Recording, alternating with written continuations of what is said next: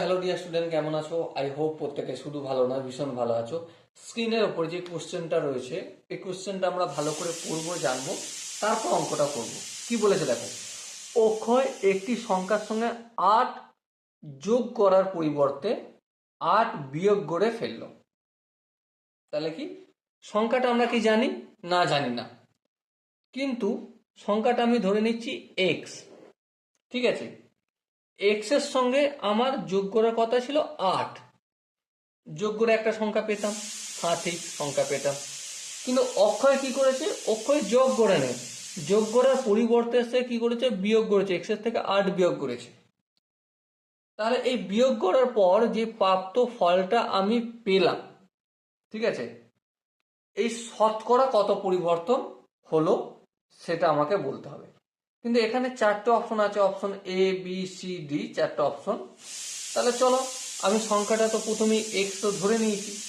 তাহলে আমরা একটা কাজ করি, লেখার কত প্রয়োজন ছিল? লেখার প্রয়োজন ছিল এক্স প্লাস 8 লেখার প্রয়োজন ছিল। ওকে, কিন্তু যখন লিখেছে সে কত লিখেছে? এক্স মাইনাস 8 সে লিখেছে। পরিবর্তন কত হয়েছে? দুটোর মধ্যে ডিফারেন্স। হ্যাঁ, ঠিক, দুটো পরিবর্তন তো ডিফারেন্সই বোঝায়, তাই না? তাহলে x plus 8 minus of x minus 8। হ্যাঁ, ঠিক।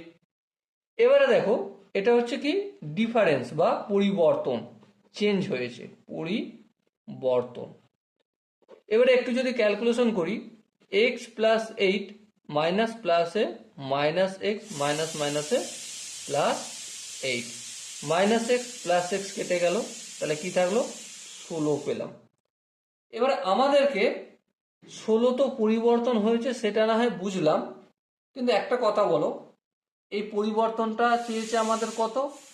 পার্সেন্টেজে চেয়েছে? না, পার্সেন্টেজে চায় নেই। এটা চলো, শতকরা পরিবর্তন কত হয় সেটা একটু জেনে নিই। তাহলে শতকরা পরিবর্তন, শতকরা পরিবর্তন, উপরে কোনটা লিখবো? যেটা পরিবর্তন হয়েছে 16 লিখবো। আর নিচে কত লিখবো?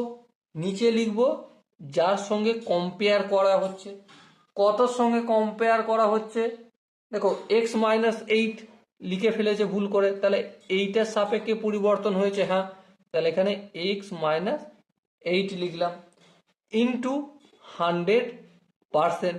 এবার প্রশ্ন হচ্ছে, এক্স এর ভ্যালু যদি আমি না জানি, তাহলে এই ক্যালকুলেশনটা কি করতে পারবো? না, করতে পারবো না। সেজন্যই সম্ভব নয়, হ্যাঁ, সম্ভব নয় লিখে দিলাম, এবং এখানে অপশন ডি হবে সঠিক আনসার। ওকে, আই হোপ এই কোশ্চেনের কনসেপ্টটা প্রত্যেকে বোঝা গেছে।